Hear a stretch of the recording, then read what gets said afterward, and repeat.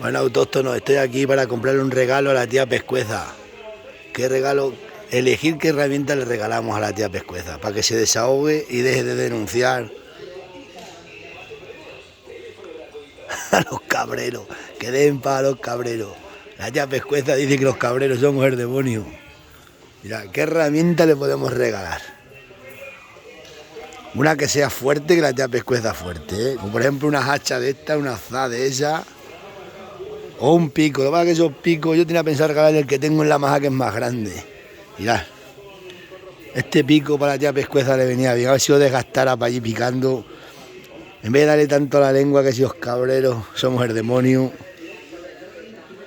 Elegir autóctonos. ¿Qué herramienta le regalamos a la tía Pescueza? ¿Qué herramienta le regalamos a la Pescueza?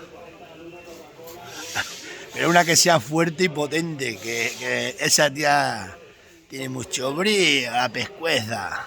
El pico. El pico, yo opto por el pico. Vosotros elegir. Una azada, una picocha, un calabozo que se vaya a rozar el monte.